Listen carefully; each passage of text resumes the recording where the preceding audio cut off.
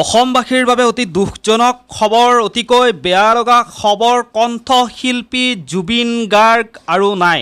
হয়, অতিকৈ দুখ লগা খবৰ, যিটো খবৰৰ কাৰণে কোনেও কল্পনাই কৰা নাছিল, কোনেও আশা নকৰা এটি খবৰ। যিহেতু আজি দুপৰীয়াৰ ভাগত ছিংগাপুৰত তেওঁ সাগৰত পেৰাগ্লাইডিং কৰি থকা অৱস্থাত সাগৰত জুবিন গাৰ্গ পৰি যায়।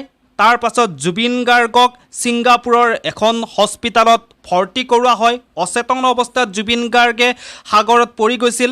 তাৰ পাছত কণ্ঠশিল্পী জুবিন গাৰ্গক ছিংগাপুৰৰ হস্পিটাল এখনত ভৰ্তি কৰোৱা হয়। অসমবাসী ৰাইজে সকলোৱে ভগৱানৰ ওচৰত প্ৰাৰ্থনা কৰিছিল কণ্ঠশিল্পী জুবিন গাৰ্গ যাতে সুস্থ হৈ থাকক, সুস্থ হৈ যাতে পুনৰ কণ্ঠশিল্পী জুবিন গাৰ্গ অসমবাসীৰ ৰাইজৰ মাজলৈ আকৌ উভতি আহক, আকৌ তেওঁ সুৰীয়া কণ্ঠৰে গীতবোৰ গাই যাওক। কিন্তু ইতিমধ্যে এটি অতি দুখজনক খবৰ, অতি বেয়া লগা খবৰ আহি পৰিছে, যি খবৰে কিন্তু এতিয়া অসমবাসীৰ ৰাইজক বৰ্তমান সময়ত কন্দুৱাই তুলিছে। এইখিনি সময়ত অতিকৈ বেয়া লগা খবৰ, দুখ লগা খবৰ, যি খবৰৰ কাৰণে কোনেও কল্পনাই কৰা নাছিল। জুবিন গাৰ্গ আৰু আমাৰ মাজত নাই। দুৰ্ঘটনাত পতিত হৈ সেইজন জুবিন গাৰ্গ আৰু আমাৰ মাজত বৰ্তমান সময়ত নাই। জুবিন গাৰ্গৰ পত্নী গৰিমা শইকীয়া গাৰ্গ ইতিমধ্যে ছিংগাপুৰলৈ ৰাওনা হৈছে। জুবিন গাৰ্গৰ পত্নী। অতিকৈ দুখজনক খবৰ, অতিকৈ বেয়া লগা খবৰ। ছিংগাপুৰৰ হস্পিটালত ভৰ্তি কৰোৱা হৈছিল। পেৰাগ্লাইডিং কৰি থকা অৱস্থাত কণ্ঠশিল্পী জুবিন গাৰ্গ সেইখিনি সময়তে অচেতন হৈ সাগৰত পৰি গৈছিল। তাৰ পাছত জুবিন গাৰ্গক ছিংগাপুৰৰ হস্পিটালত ভৰ্তি কৰোৱা হৈছিল।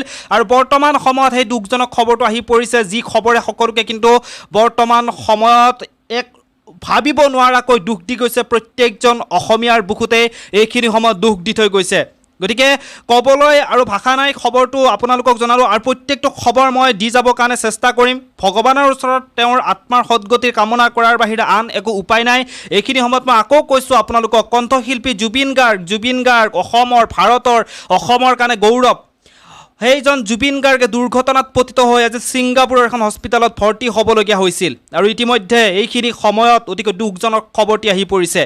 বাকী ভগৱানৰ ওচৰত প্ৰাৰ্থনা জনাইছে তেওঁৰ আত্মাৰ সদ্গতিৰ কাৰণে। খুব বেয়া লগা খবৰ। ইতিমধ্যে এই খবৰটোৱে গোটেই ভাৰতবৰ্ষতে জোকাৰি গৈছে। এতিয়া পিছৰ কি হয়, কেতিয়া আনে জুবিন গাৰ্গক ছিংগাপুৰৰ পৰা অসমলৈ কেতিয়া লৈ অহা হয়, যিটো কেতিয়াও কোনেও কল্পনা কৰা নাছিল। সকলোৱে কৈছিল যে নিজৰ আয়ুস জুবিন গাৰ্গক কোনোবাই যদি দিব পৰা হ'ল হয়, তেতিয়াহ'লে সেই অসমীয়াই নিজৰ আয়ুস পৰ্যন্ত জুবিন গাৰ্গক বচালেহেঁতেন।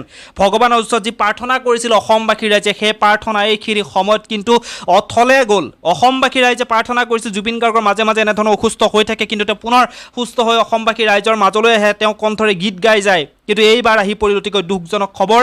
সেইজন কণ্ঠশিল্পীয়ে গীতত সুৰ নিগৰাবলৈ এতিয়া আৰু আমাৰ মাজলৈ উভতি নাহে, কণ্ঠশিল্পী জুবিন গাৰ্গৰ দেহাৱসান।